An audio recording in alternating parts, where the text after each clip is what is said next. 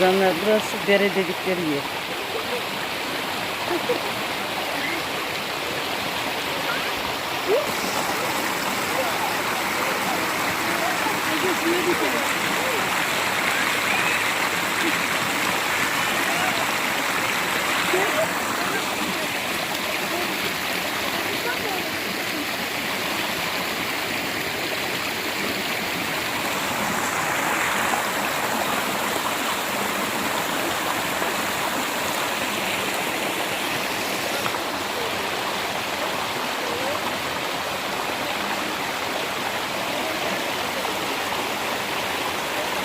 Size dere çektim canım.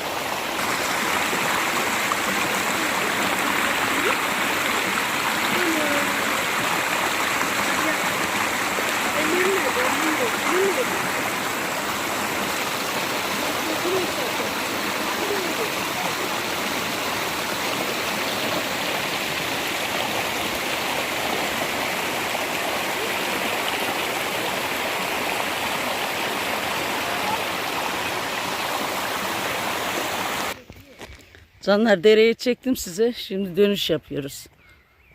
Burası piknik mesiri. Armutlu'ya bağlı. Köylere yakın bir yer. Şimdi böyle yol boyunca size çekim yapacağım.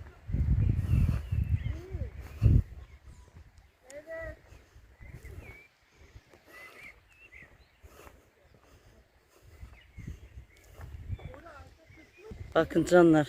Zeytinliklere bakın. Harika.